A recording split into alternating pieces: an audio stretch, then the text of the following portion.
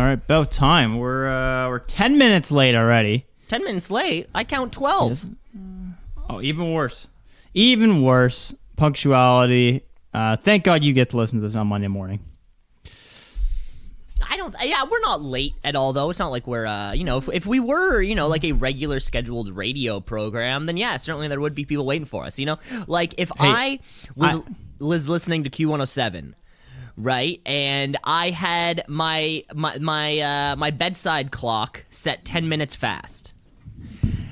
So when I wake up at 9 a.m., it's actually 8:50, where we're playing Smarter Than Derringer.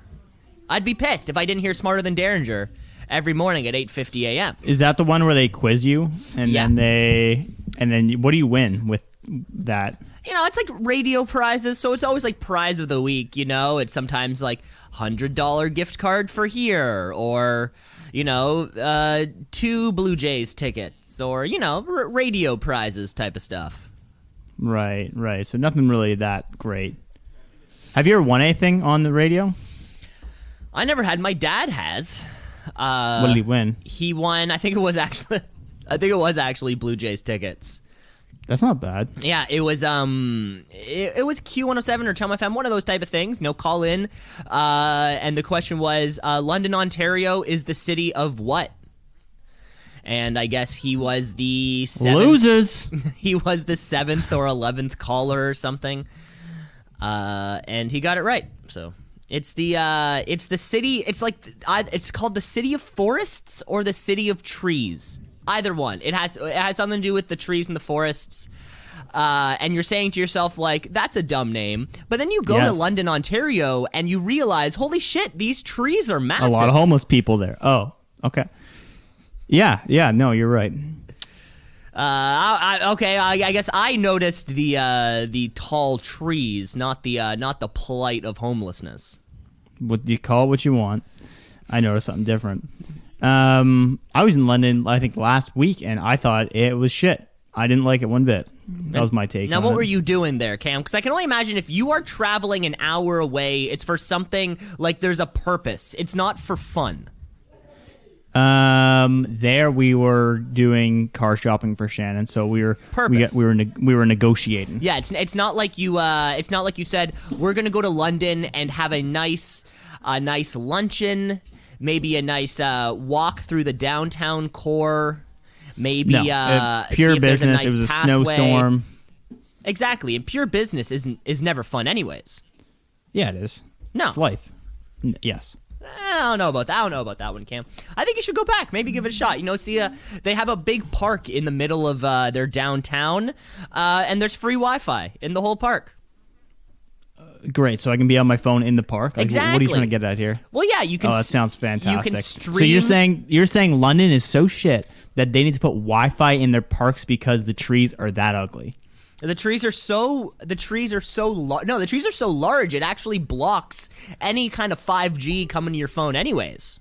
So they need this enhanced Wi-Fi system just to keep up with demand. No, just get rid of the internet there. That's how you make a real park. Oh, park should be Wi-Fi free. Yeah, I think so. I think it should be phone free. I think you should get one of those Yoder bags when you walk into a park, and everyone has to actually engage with each other. Am I crazy here, Cam? What's a Yoder bag? I've never heard of this. It's the ones that comedians use when they don't want people to use their phones at shows, where you go in and then you give your phone to the person at the front. They put it in a bag. They close it. It has some kind of lock on it that I don't know. Maybe you get like a magnetic thing that only opens your bag. Okay. Yeah. So because this is all pre-COVID, we're just handing shit out. We're touching it. We're letting other people touch it. Yeah, speaking of pre-COVID, I was talking to Shannon's brother today about those vuvuzelas. You remember those in like sporting? Of course, as we all remember, those big plastic tubes that people, that soccer fans particularly like to sing through. Now, correct me if I'm wrong, but those got banned a few years ago because they're so annoying, right? Banned due to annoying. Oh, now that's something new. I'm pretty sure on this one. Like, definitely some sporting venues just say, no, we're not going to allow you to use those because, I mean, I was watching a soccer game last night, the Canada versus Honduras game. holy smokes, what a just consistent bad noise the fans are making. Well, that would have to be it would probably be a nightmare for broadcasters. Nightmare for broadcast and nightmare for every fan that doesn't have one. Yeah, I've attended one soccer game where I don't know if they had those things, because there's already enough chants and hooting and hollering to begin with. Like, you don't need an outside noisemaker. Like, if you're in a stadium with 40,000 people, why do we need more, like, something to make it louder? Just use your voice and go, ah! Yeah. And I think that would be fine. Or boo! Or yippee! Bad. No. Or hail Satan! Well, hail the point I was making Satan! Here, he was saying yesterday or today that apparently when they had him at the, what do you call it? Some World Cup might have been in Africa, one of the countries there. Everybody got sick because you're just blowing germs out. Which then I thought, I can't believe they're still allowed in any stadium. Like, you think that'd be the first one to shut down? You know what I mean? Well, I mean, I guess, you're not blowing out any more or less germs than if you were to just yell with your mouth anyways. I think you are. You're literally projecting it through a thing that shoots it out. Yeah, but the source is the same amount. It's like a cannon. One just kind of goes around you. The other one just shoots out to 30 people. Oh, so you're saying, like if you yell, maybe your germs just kind of fall 2 feet Correct. down.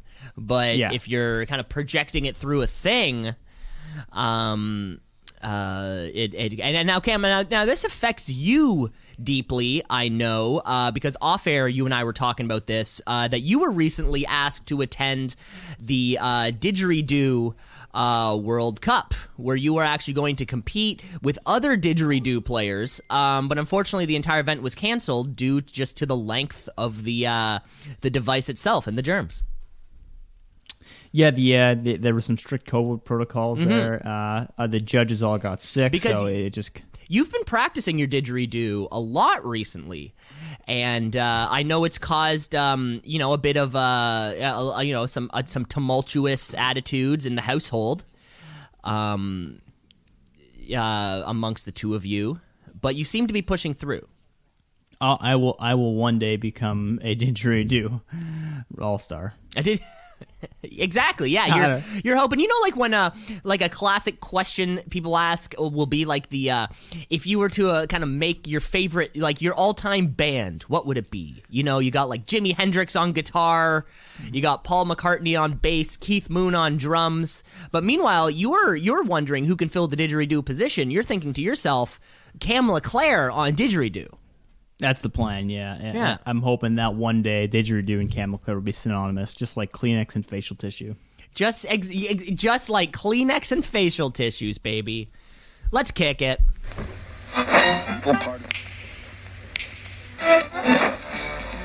Continuing tonight on Two C's in a Pod. 96.7 on your...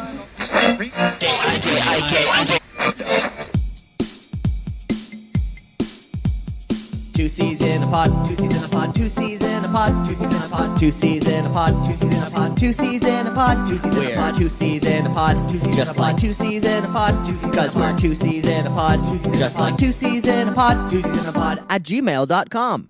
Kick it. So that was a soft one. That was for the fans at home that are a little bit tired of me. What did you call it when I'm cracking it, when I'm jamming the airways? Hitting just ones? What do I call that? You're hitting all ones on that digital footprint. That's right, folks. You're listening to 2 C's in a Pod, episode 104. As we're cruising past that hundo, it really feels like we have nothing else to know. I mean, our next goal really feels so far away. If you were to 150. If you were to ask me on episode 4, episode 100 was years away. But now that we're on episode 104, episode 200 really feels like it's years away again. Technically, it is. At this rate, yeah, unless we just start doing a daily podcast where we talk about crypto. Which is I bought my first NFTs. You bought your first crypto. No, I bought my first NFTs. Okay. I don't fully understand what I bought. I will say that much. The UFC had a they were doing their first ever drop of NFTs, $50 USD through Dapper. And then I bought it. I bought the pack, just like trading cards, and I ended up getting 3 moments, which are... have you been following this like NBA Top Shot thing? Yeah, I know how Top Shots work, so I presume it's similar? Similar to that. So for the folks at home, how the Top Shots work, let's say it's a big dunk by LeBron James.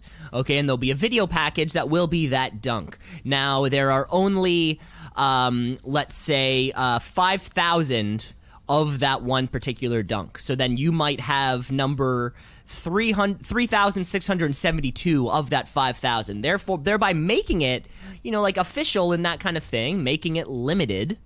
And Cam, I can see that yours is a similar situation. Yeah, exactly. So we have 3 going on here: Prochazka, Derechero, and Barbosa. Just 3 clips, and you can have the details here. I seem to think that I don't know why these are valuable yet. My buddy thinks because they're Series 0, they're valuable, meaning that this is the first one they've ever released. I personally really like this knockout by Yuri Prochazka with the spinning back elbow, who could be a future champion. But the thing is, this is one of 23,000, so not our best, really. Not the most rare thing in the world. But Cam, like you had just said, it's similar. It is exactly like the trading card. That's all it is, right? Yeah. It's like, yeah, you have number 4,667 of the Di Chicaro. Yeah. But like again, the Gretzky rookie card is worthless unless if Gretzky doesn't have the career that he had. Yeah, so I'm hoping that I don't think Barbosa is going to have a big comeback, but Prochazka does. He is fighting for a title next, so we're hoping that that's going to really pay itself off. My buddy says do not sell, but here's the nice thing: the UFC fucked up when they issued them too, so they sent out a correction. They said, "Hey, we realized we didn't send out enough super rare cards." So everybody who bought from the first pack, which was 100,000 people, sold out first day, gets 1 free NFT sent to their account, magically dropped in. It could be a rare one, could be a non-rare one, and on top of that, you get a $50 credit. So I'm already even. You're already even. Yeah, which is pretty sick. Well, yeah, that's exactly it. See, it's the risk it's what you do, right? I remember opening like a pack of Yu-Gi-Oh cards one time, like at the store that I bought it at. Yeah. And getting some card, it was called like Black Dragon. Blue-Eyed Dragon? No, Blue-Eyed Dragon. Red-Eyed Black Dragon? Blue-Eyed Black Dragon? Something like this. And I do remember immediately selling it back to the guy at the shop. I do remember immediately and he may have given me like $30 for it because the card was rare. Because, you could have opened that pack and you could have ended up with Anderson Silva breaks his tibia and fibia around somebody's leg. That could have been your NFT. Anderson Silva's leg wrapping around the other guy's leg as it just kind of flops around. It was Blue Eyes White Dragon, and it had... That was close. It had 8 stars. That's how powerful it was. This legendary dragon is a powerful engine of destruction, virtually invincible, yet very few have faced this awesome creature to live to tell the tale. Attack 3,000. Defense 2,500. 2,500. Yeah.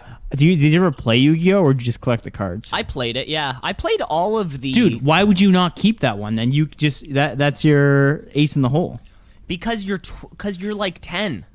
And they're like, I'll give you $30. You're like, how much is this worth? You're like, 700. You're like, but you'll give me 30 now. No, it's not actually. So I recently I was cleaning up some stuff in my mom's place. And I had like a small collection of Pokemon, Yu-Gi-Oh, Digimon cards that I had saved, just kind of like my favorites or whatever. And I find this collection, and Mom's, donate it, whatever. Like, I'm gonna look online to see how much these cards are worth now that it's been 20 years since they've been purchased. They have not increased in price. These things specifically are not, incredible amounts of money. These sorts of things, but I guess it really, again, this is just NFTs. I guess if you can get a mint copy, which the nice thing about NFTs is I can't destroy it. I can't lose it in my bedroom. I can forget my password, but Google remembers that. Yeah, there is no there is no degrading of the card or of the it's a digital medium, right? It's all ones and zeros, Cam, like you had just said.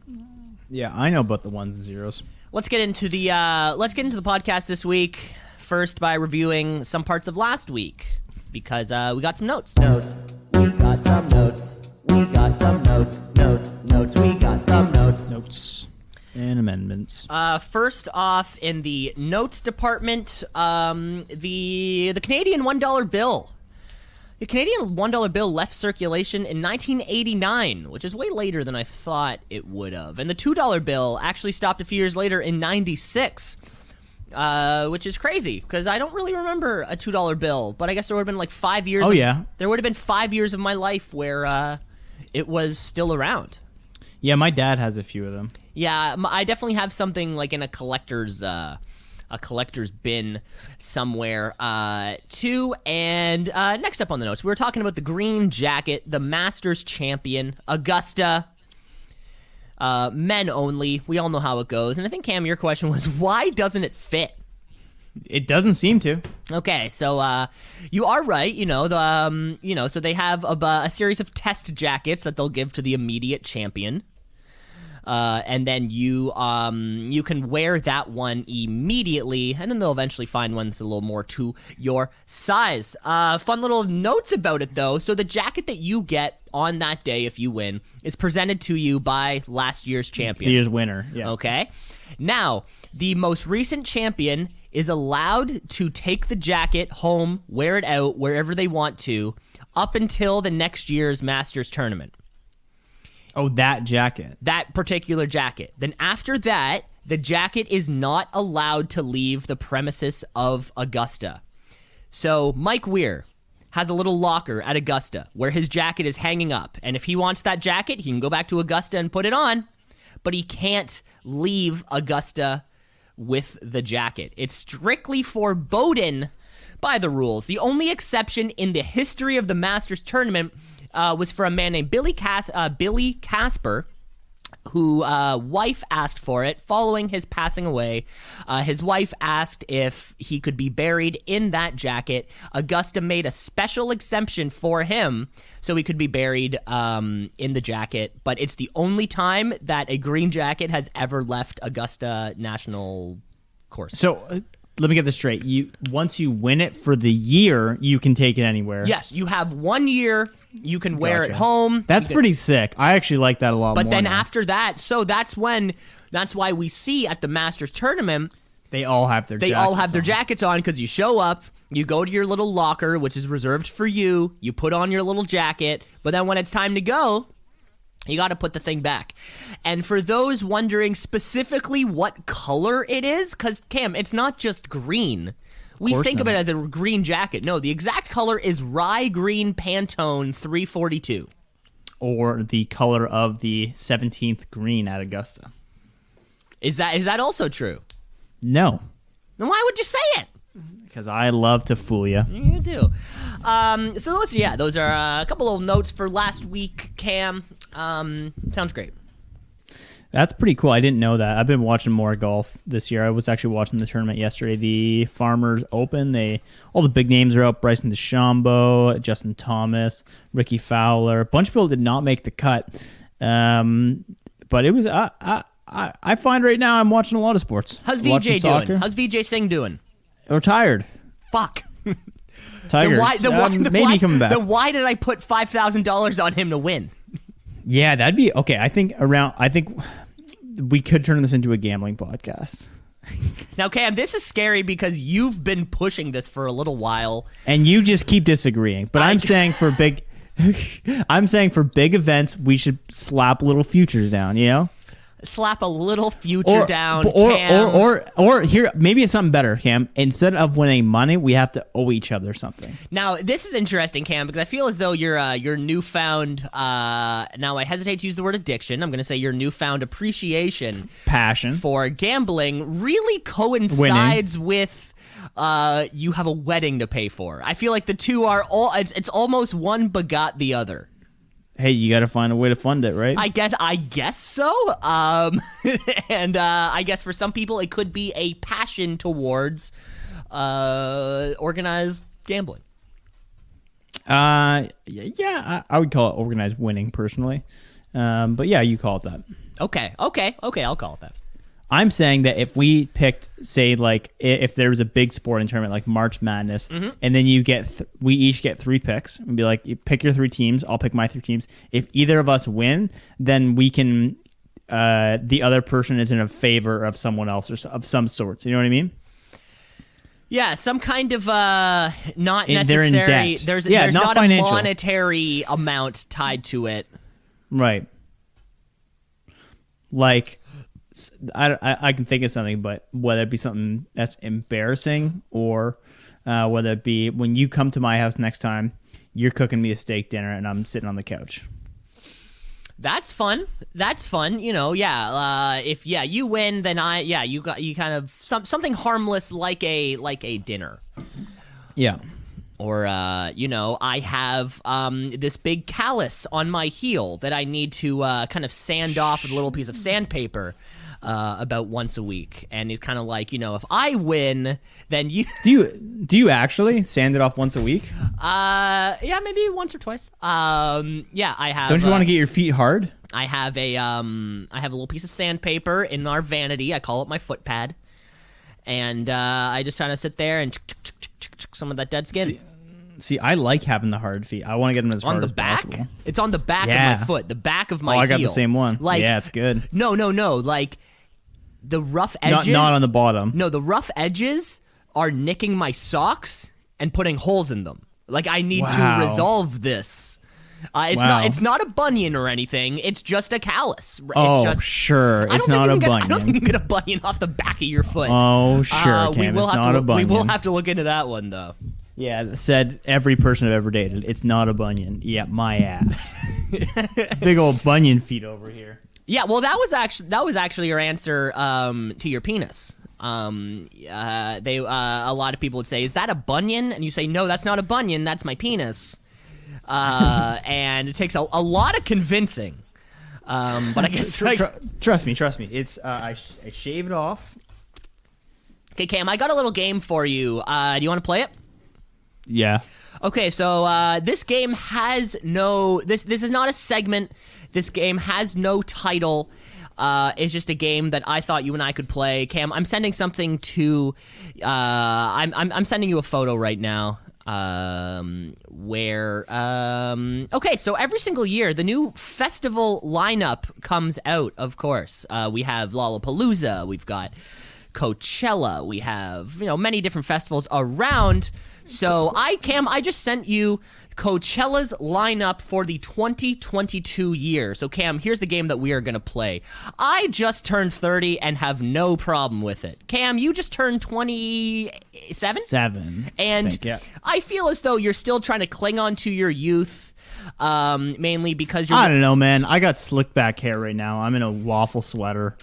I think that's gone. It could be gone. It could be gone, or maybe But then again, you've been trying to hit the golf course like never before. You've been fighting through your hernia. You're trying to hold on to elements of your youth. So Cam, here's what we're gonna do.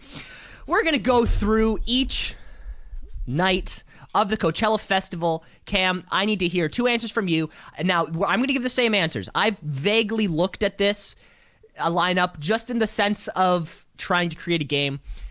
We're going to go through each line until you can't sing a song by one of the artists. Does that make sense? So yes. Cam, I'll walk you through it. So I get it. I'm realizing night one, it's gonna take a while, big headliner is Harry Styles. He's on the line by himself. I could not name or sing to you a Harry Styles song. It's like strawberries on a summer evening. That one. Strawberries on a summer evening. I don't know if I could ever live without. Yeah, that's a song. Well, I'm gonna say you passed that round, Cam. On our next line, because remember, folks, when we're looking at festival lineups, we always put them in terms of the level of popularity. The more popular go up top, and by the bottom are the ones you've never heard of. So our second line on the first night of Coachella, we have Lil Baby. If you can sing one, if you can sing one of the songs, it's just a pass. Daniel Caesar. Pass. Phoebe Bridgers. Pass. Big Sean. Pass. Grupo Firme. Pass. Louis the Child. Pass. Baby Keem. Pass. Okay, Cam, so you and I have both failed night one of Coachella. No. We haven't got to King Gizzard and the Lizard Wizard.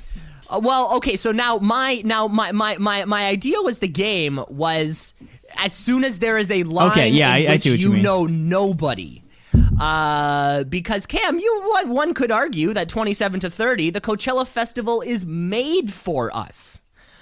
So you and I are out on the second line. After that, still Woozy, King Gizzard and the Lizard Wizard, Snow Allegra, City Girls, Maddion, Nikki, Lane 8, Pink Sweat, Omar Apollo, Black Coffee. I've heard of none of these. And I don't think you have either, Cam. Okay, so let's move on to our second night of Coachella. The Saturday night, night one, night two, the big headliner, Billie Eilish. That one, I can do a few. I need something to believe you. With you, baby. So you a tough guy, like you're really a rough guy. Nailed it. That's cool. That's good. That's fantastic. I mean, I already lost. I got nothing on the Billie Eilish. But Cam, you keep going. So second line on our second night of Coachella, we have Flume. Flume, I know one of their songs. I don't think it has lyrics, though. Okay, that's fair. That could be an electronic artist. It's in my cycling playlist. We have Megan Thee Stallion. I don't think I can. I've heard of her, though. We have Disclosure. Yes, I do know a song by them.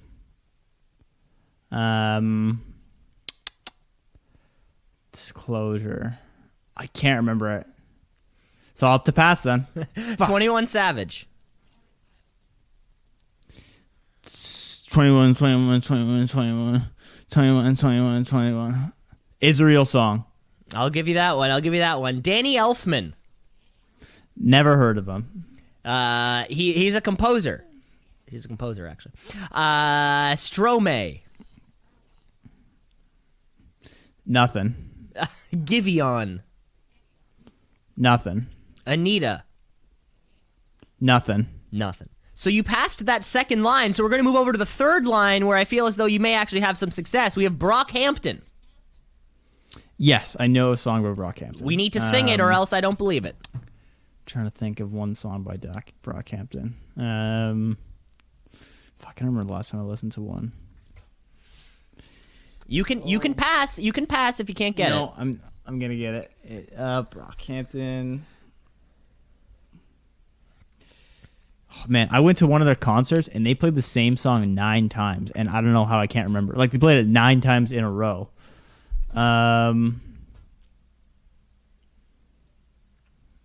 Okay, Cam, I'm going to have to pass you on this one. Pass it, yeah. Just because it's not good radio to listen to you think. Next up, we have Rich Brian.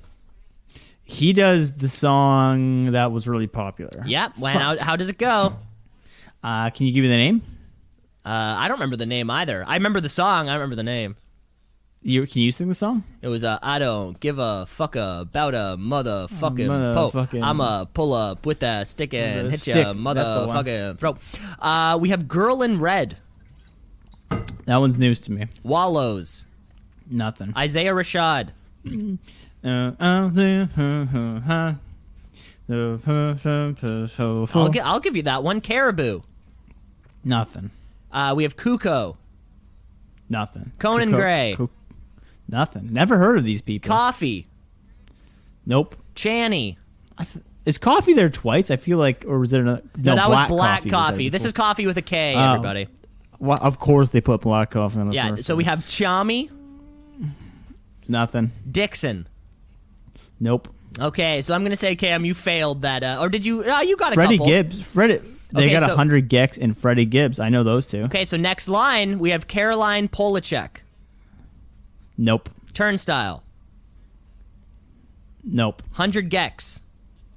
Yes. They have a song called, I think it's called like, Ferrari. I need it to be sung, or else. Fuck. You can't expect me to think. Pull on the whip in the Ferrari. Something Okay. like that. Freddie Gibbs. And Freddie Gibbs. Madlib. And Madlib. So that he came out with 2 albums. The first one was why can't I remember? You put me in so much pressure, Cam. A Freddie Gibbs song that I can think of right now. Okay,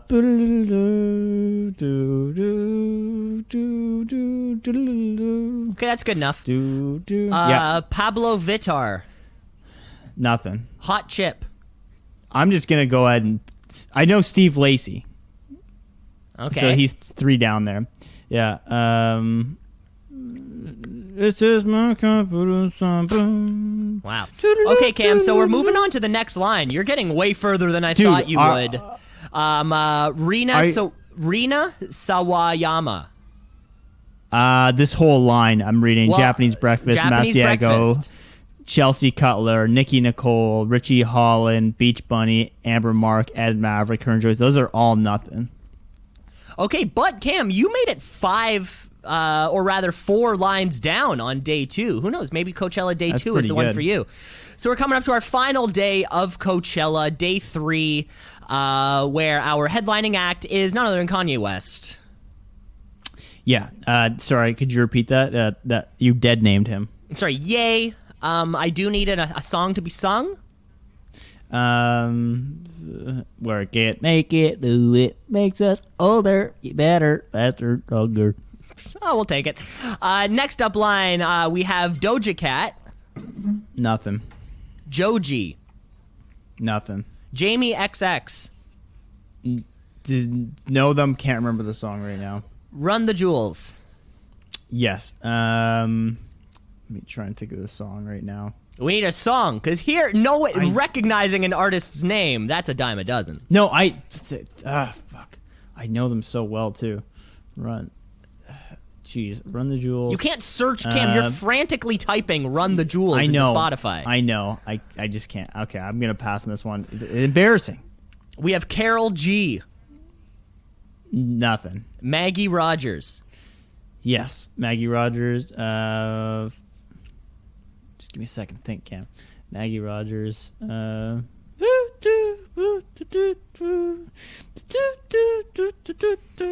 I'll give it to you. Ari Lennox, Nothing. Banda MS. Nope. Okay, so Cam, you are making it to the second. You are making it to the third line here because you knew that Maggie Rogers song. So we have Fatboy Slim. Nothing. We have Main Skin. That doesn't sound good. Maneskin? Maybe. No, I've never heard of them. JID. Oh fuck, I've heard. So he came out with a popular album last year, I think. Yeah, but I don't think I might have listened to like one song of it, so I'm gonna go ahead and say I don't know them. Slander. Nope. Solomon.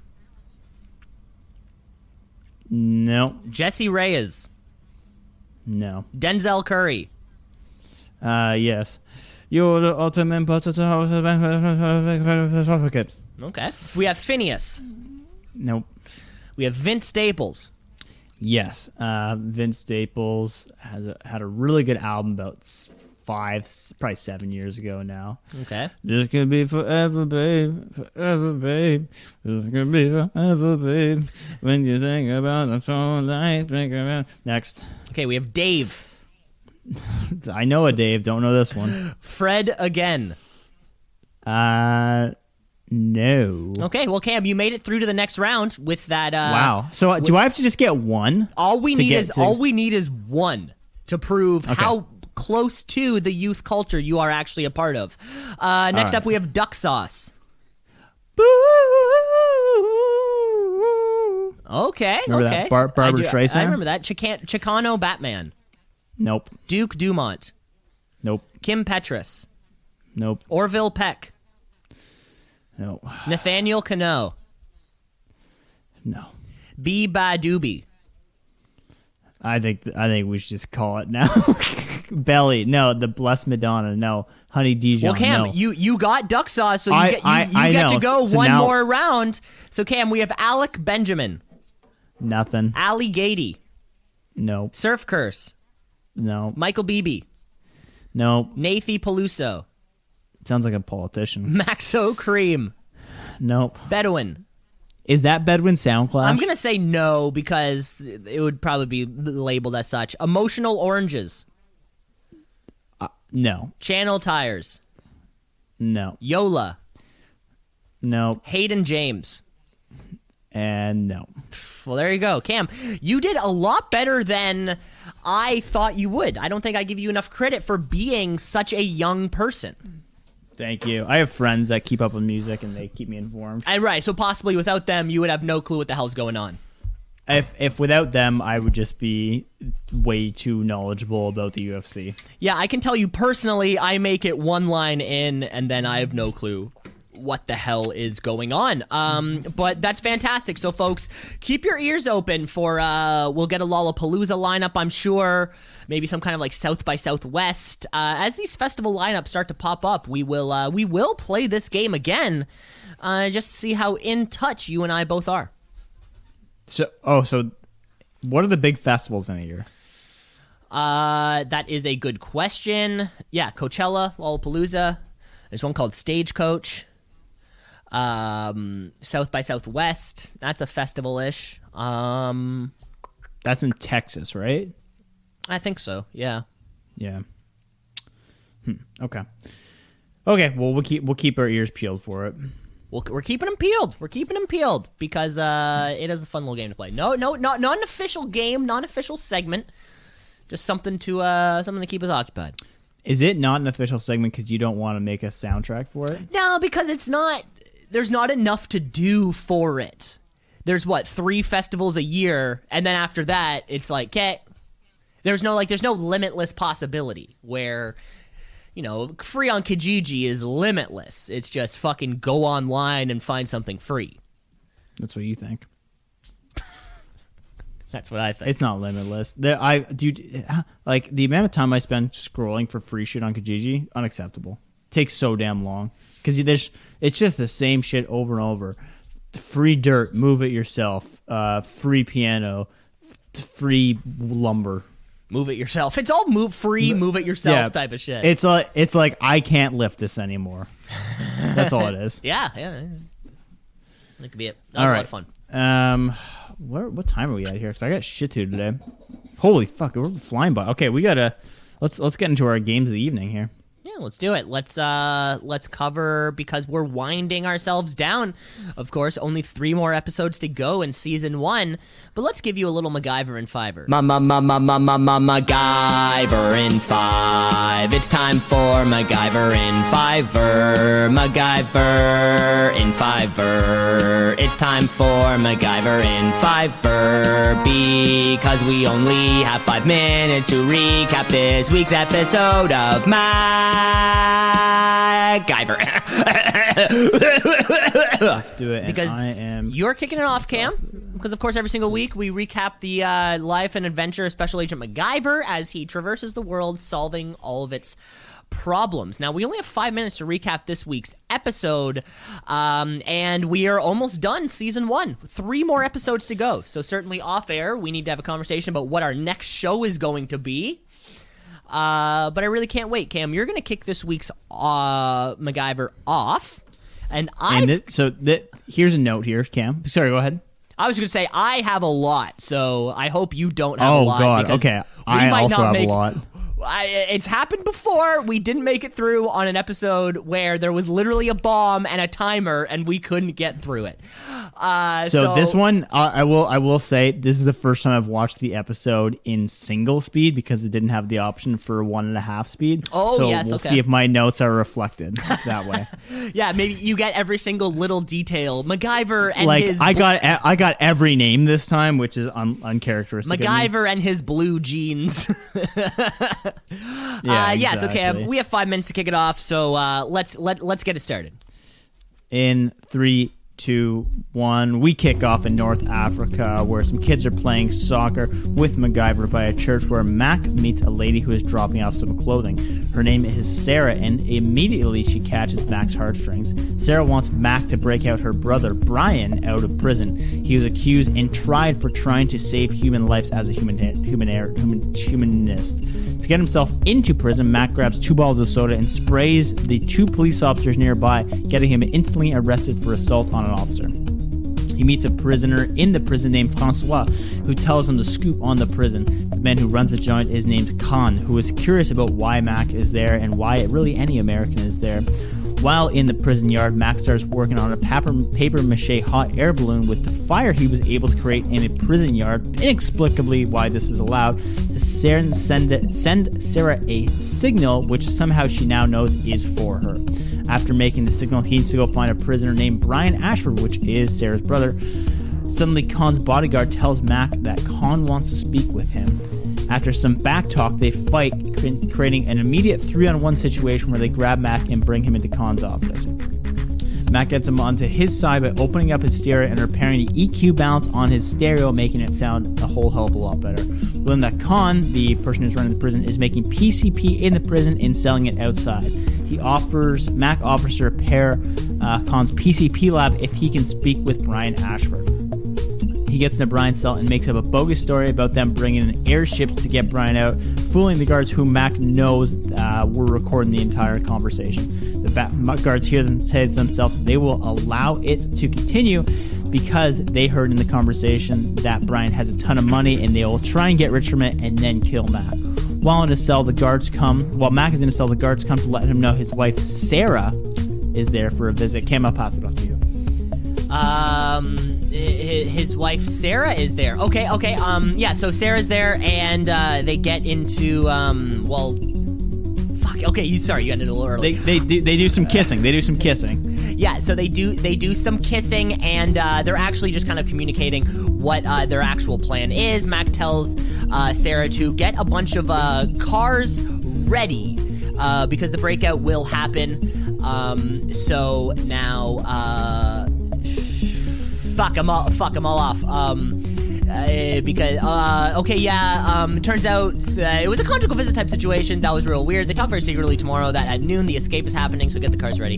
An officer is listening on the other end. Did they bang? Who knows? Back in the prison yard, Mac shows off some soccer skills with the confidence of a man who just got laid. He makes his way to Khan's office, who takes him back to his little PCP operation. Khan then asks how the meetup with Brian went. Mac lies and said that Brian is an old pal. Khan leaves the room and Mac gets to work. Khan and the officer have a little face-to-face where they both imply to be a little more important than they have led us to believe. Khan is ordered to stay with Mac. Meanwhile, Mac has tied a spatula to an overhead fan so that the fan rotates and gently hits the rubber of the spatula. He also places a small tape recorder on top. Then he pulls the PCP onto a jacket and intends to use it as a bomb.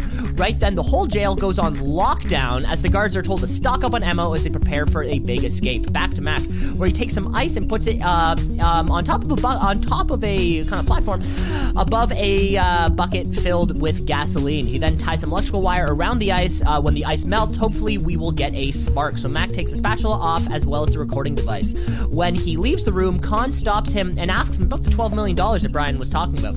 Mac baits Khan along, saying if he helps him, we can split it. The ice continues to slowly melt. Sarah drives up slowly in a taxi cab. The plan so far is working. Mac asks Francois if he could trade some PCP soaked jacket for the food, and the tape recorder is in there. Mac takes Khan to the yard and tries to kill some time while the ice melts. Francois gets to the PA system and sets up the recording device. He gives Brian the PCP jacket to help him with his escape. Now the timer goes off and the recorder starts to play the sound of the spatula hitting the fan, which ends up sounding like a helicopter. This freaks out the guards and the alarm sound. Amongst the commotion, Brian uses his PCP jacket to explode through the prison bars right when the ice melts and the PCP lab explodes, taking out the entire entire facility. The gate explodes open, and Sarah drives the taxi in so she can escape with Mac and Brian, but Francois stays for some reason. Sarah stops the car, and they all hop out in the middle of an alleyway. She shoots out the engine to block the alley, and Brian says we can dispose of Mac now. That's right, she turns on him. We were all fooled. Turns out Sarah works for the USSR, where she deals arms to third world countries. Brian's a crooked arm dealer who was arrested before the deal could go down. Before they take off, Brian steals the gun. She tries to shoot Mac. He misses, pushes Sarah to the ground. So now Sarah says that they're off to the harbor to deal the guns. Mac shows up, finds a crate of grenades, unloads the gunpowder in the grenades, leading up to under the truck. The truck explodes. Fuck. Time. No. We don't know what happens to Mac. See? Okay, so you fucked me up a little bit there. I did that 24 minutes. No, but there was like a perfectly planned commercial break. Like, I just go to 24 minutes. Okay, yeah. Go to, if there is a commercial break around there. So no, that's the only reason why. So I went right at the commercial break, which was at like 22 minutes. And then I started going from there. So then when you were like, I was like, oh shit, what happened? And I couldn't find my place in my notes. And I ended up losing 10 seconds. I guess we'll never know. Maybe we don't go to a next episode. There was a bomb, and who knows?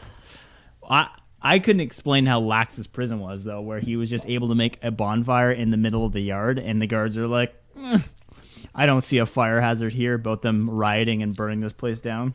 Yeah, there seems to be a lot of fire going. A lot of loose prison rules, maybe. There you have it. Yeah, that was I watch a lot of YouTube videos about former prisoners, and that does not seem to be one that they're allowed to do. Yeah, because you, Cam, you spending a lot of time, you like to watch those former prisoner breaks down prison scenes. They're the best. They're the best. I mean, there's a guy named Larry Lawton on YouTube who you've definitely talked about this guy. I've talked about Larry Lawton. He's like your favorite or something. I mean, he just shows up on the recommendation. But he'll just talk about, like, how do you make wine in prison? What's your first day in the county versus what the first day in prison like? How do you smoke drugs? Gives you all the tips for one day. Do they ever break down how the butt stuff works?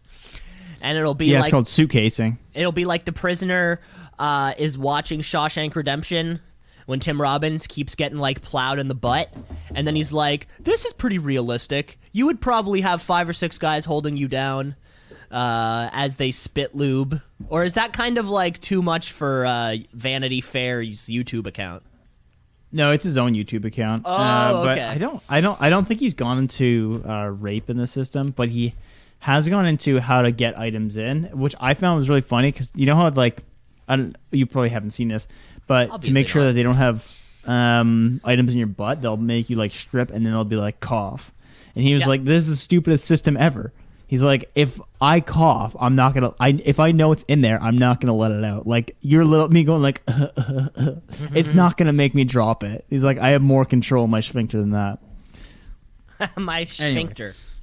My sphincter, my powerful sphincter. Yeah. Let's get into our last game of the evening here because I got stuff to do today. Of course, Cam, you like booking your day down to the minute. Hereby giving probably the smallest amount of time in your day is to your one creative outlet. Yeah, exactly. Yeah, Other things just tasks. It's almost like you read in a book that everyone should have something that's creative. But then the other, more analytical part of your brain is like, well, not over an hour. Yeah, like an hour? That seems like a lot of time. You have only 24 of those in a day, Cam. Exactly. And you want to sleep for at least 12 of them. What the fuck is all this shit? Oh. Yeah, exactly. So, Cam, if you're talking the last game of the evening, of course, you're talking about a little something called Headline or Asinine. Hey, headline or asinine.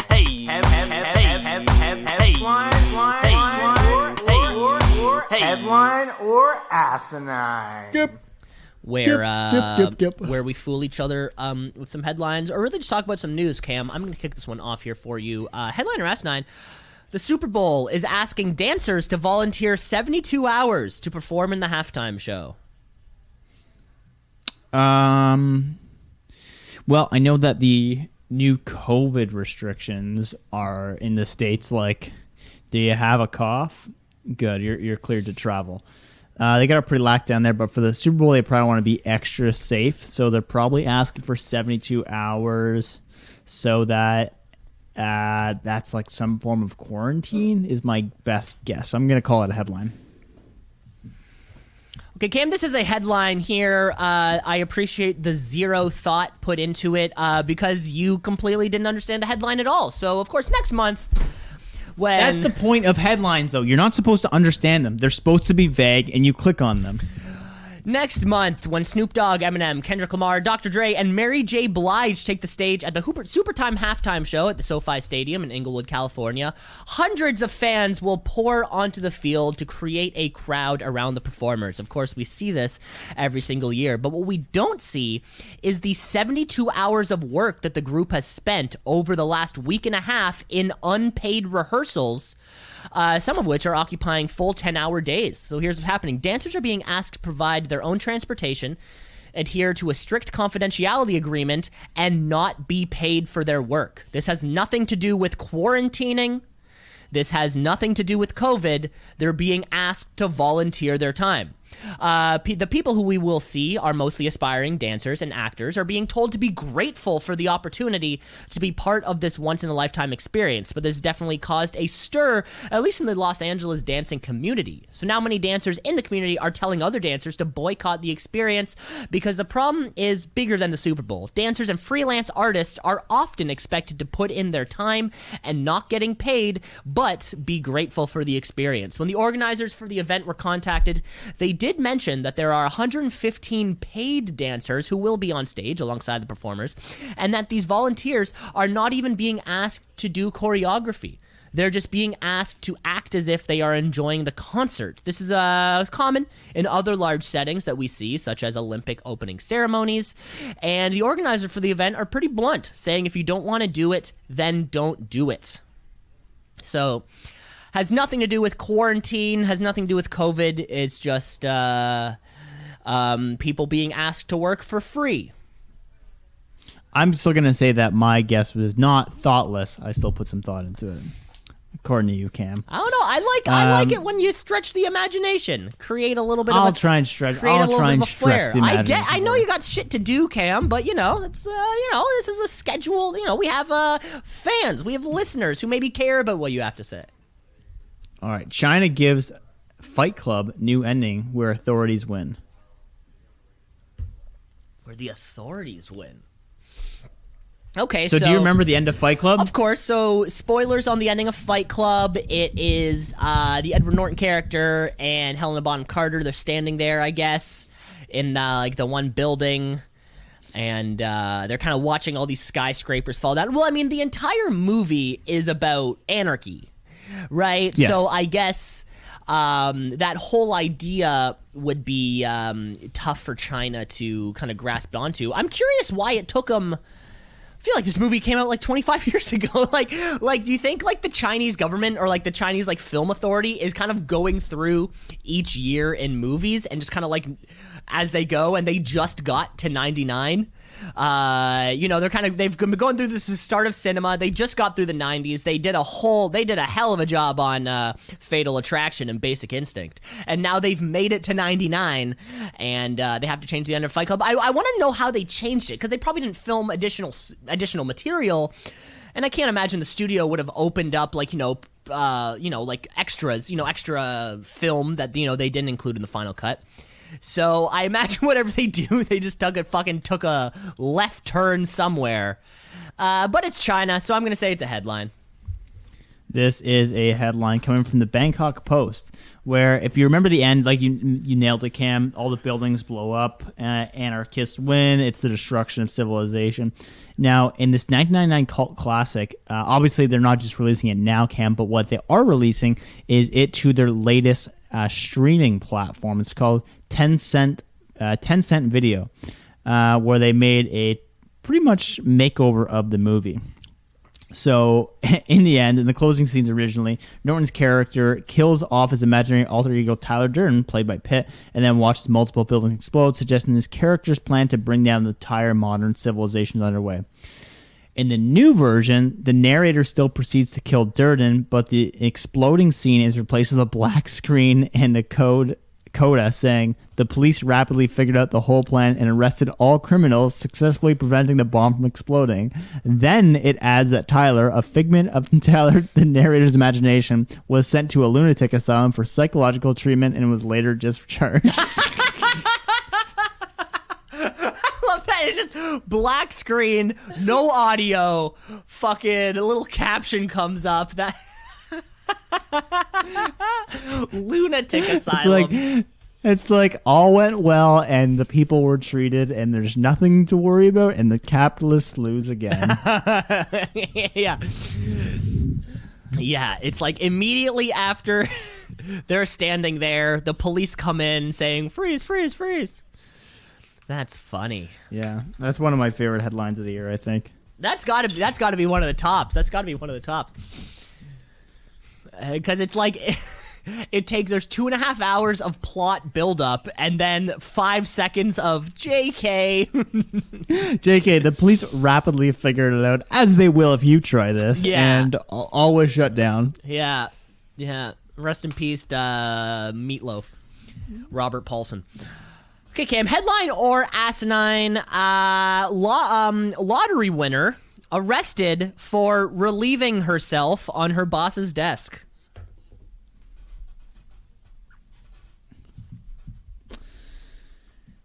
I feel like I've seen this somewhere, and maybe it's just like one of those common tales that every person tells, like, if I won the lottery, I would take a shit on my boss's desk. And, this is just what you tell yourself. And then one person finally wins it down in Louisiana. Yeah, that's right. I said it. Fuck Louisiana. Fuck Louisiana. You're on blast. We're putting you on blast. That's right. I said it. You heard it here first, folks. Where's I going with this? Oh, yeah. So win the lottery. I feel like I came up with a fake headline like this like 4 months ago. But maybe this is a real. Maybe this is a duplicate. This one sounds all too familiar. If I want to, I probably would just give like 5 weeks notice, something like that. This is definitely a way to go out. Did I ever tell you about the guy who threatened to kill me before he got fired? No. Yeah. So, we were cleaning toilets. You were cleaning toilets. You were sleeping with his wife. Yeah, I was sleeping with his wife cleaning toilets. This is when we were working at the yard cleaning toilets. And then he was just being a piece of shit that day and we were just not getting along. And I was like, yo, hurry up, because we were doing something. And I was pretty much being bossy. And he was like, if you keep talking that way, you going to be sleeping for a long time. Oh, okay, you have told this story before. Yeah, you have. And then I was like, all right, no problem. And then I went to manager. I'm like, yo, can we just fire this guy? He just threatened to kill me. They're like, what? And they were like, are you okay? I'm like, yeah, fuck this dude. Like, I just don't want him here anymore. And then he walked out of the premises with double fingers up. He's like, fuck this place. Like, the most hick dude ever. So what do we think, Cam? Headline or asinine? Headline. That's asinine. I made it up. Now, that isn't to say that it hasn't actually happened. However, I made this one up. Gotcha. Okay, I think I might have made up a similar one. Headline or asinine. Rudy Giuliani is selling autographed 9/11 t-shirts for $911. Do you know who Rudy Giuliani is, first of all? Of course. He's the guy with the real hair. Now, it's almost a little too perfect. 9/11 shirts for $911.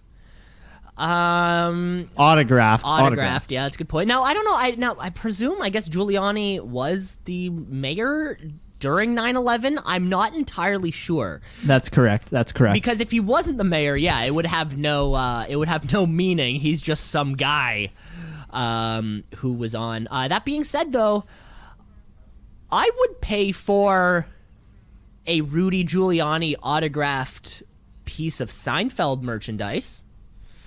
Of course, because he was on Seinfeld, and I like Seinfeld. At least I would. When was he on Seinfeld? In the episode with the non-fat yogurt. The non-fat yogurt, which turns out to be fat yogurt, and then Kramer hooks up with the lab technician in the lab and ends up spilling the non-fat yogurt into Rudy Giuliani's blood sample during his physical. So then it turns out that, like, and the report comes out that, like, Giuliani's blood is, like, super fatty, and it's I don't know. Just watch the show, Cam. But $911. I wonder what he's raising money for. If he is raising money, I hope the money goes to a good place at least. So I'm going to say it's a headline. This is a headline, and while he is raising money, it's not very clear what that foundation does, nor what portion of it it's going to. So it's being sold by WABC Radio, where Giuliani has a regular show. It's selling 9/11 t-shirts for $911. They can choose from one of 3 colors.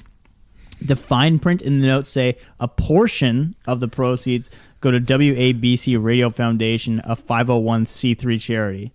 It does not disclose how much of that goes into it, and we can be pretty sure that the rest of it is going to go into his legal fund, because he's facing off against Trump in some other legal disputes. Now, but this is real. Now, what makes me the most curious about this is, what is the design on the shirt? So I'm picturing a few possible options, right? I'm picturing like New York City skyline, 2 towers on the front, no towers on the back.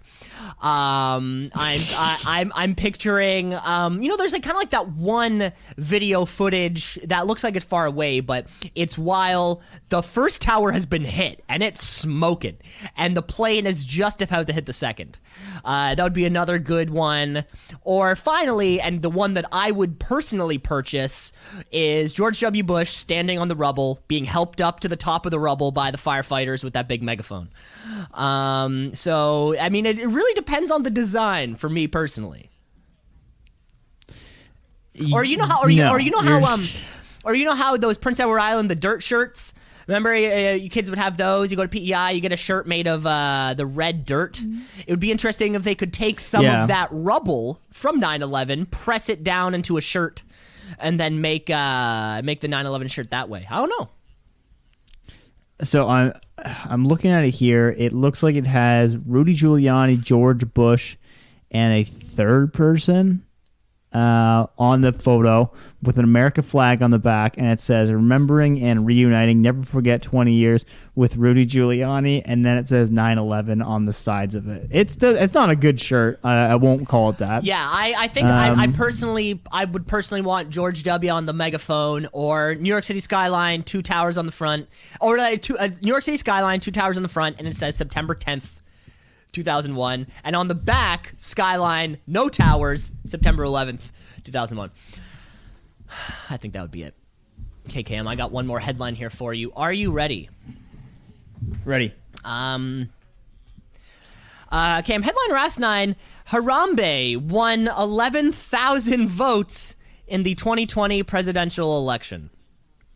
Harambe was the gorilla? He was the gorilla. Famously was shot in the zoo when a kid fell over and fell over the barrier or whatever. And I guess everybody thought the gorilla was going to kill this kid. What year was it? What year did the Harambe thing happen? Oh, fucking no, the election. Oh, 2020. The election. So the most recent election. Oh, okay.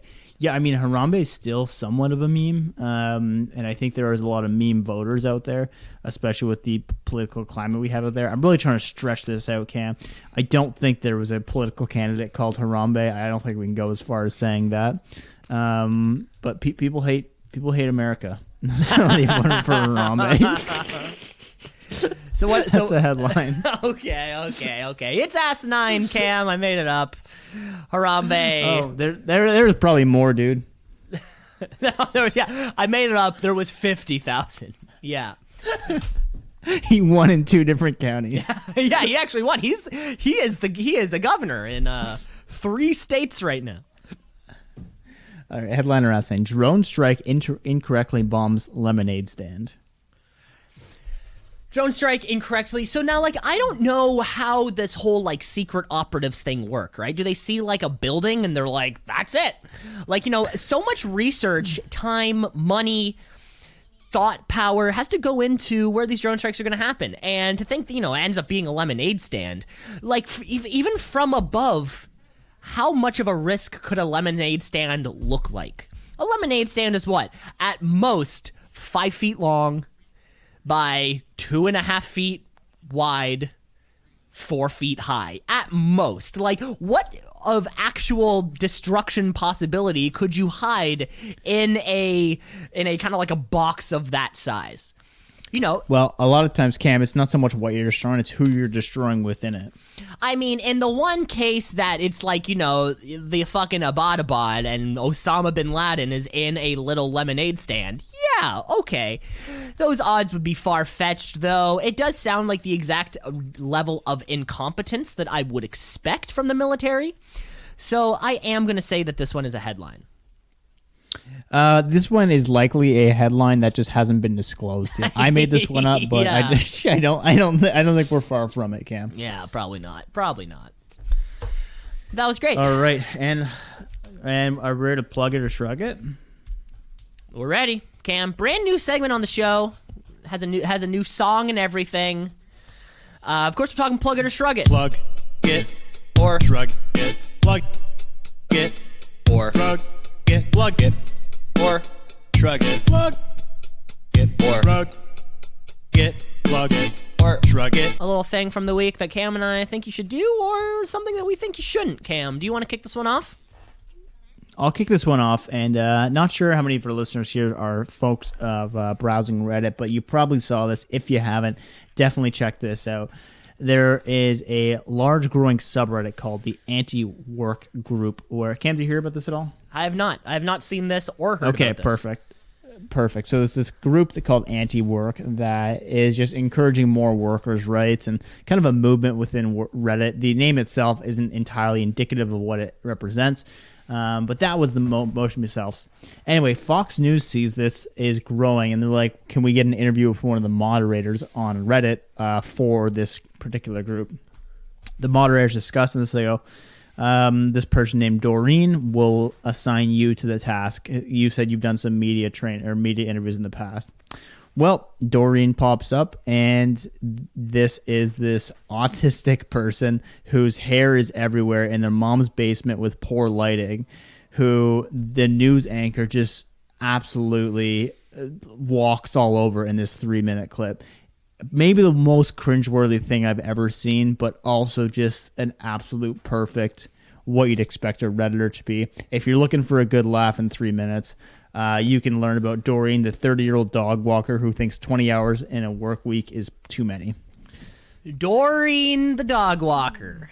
That's a plug for you. Well, Cam, I'm actually going to flip the tables a little bit, and I'm going to give our first shrug it. Because on the weekend, for the very first time in my life, I went to IKEA. We're looking for a new coffee table for the the family room area, and a new television unit, something for the TV to sit on. And I gotta be honest, I gotta shrug my entire experience at IKEA. I think that I'm a little too utilitarian for IKEA's model. IKEA is something that's meant people to browse around, see what the options are, take their time. There's even a fucking food court for you to explore. Cam, this is not for me.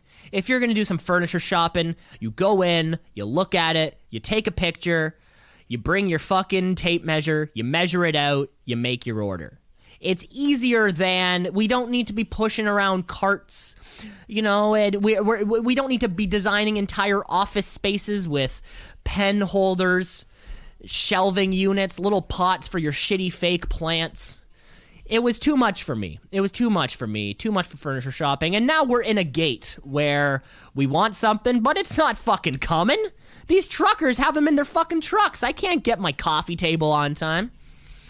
So I gotta shrug it.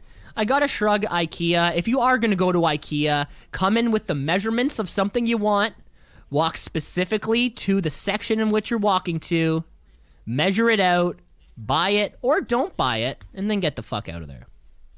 Yeah, it's confusing in there. Little pro tip for you, Cam. use Kijiji. Use Marketplace.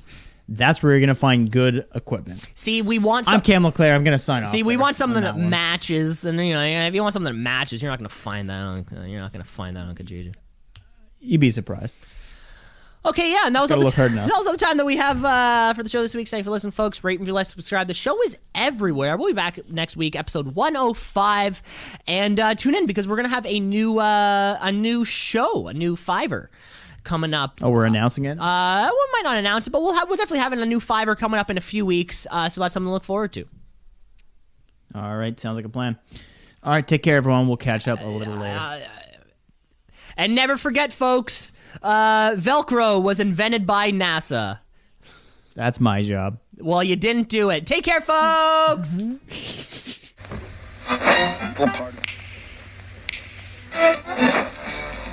Continuing tonight on Two C's in a Pod.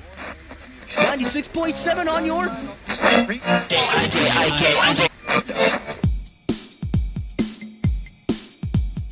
Two C's in a pod, two C's in a pod, two C's in a pod, two C's in a pod, two C's in a pod, two C's in a pod, two C's in a pod, two C's in a pod, two C's in a pod, two C's in a pod, two C's in a pod, because we're two C's in a pod, just like two C's in a pod, two C's in a pod at gmail.com.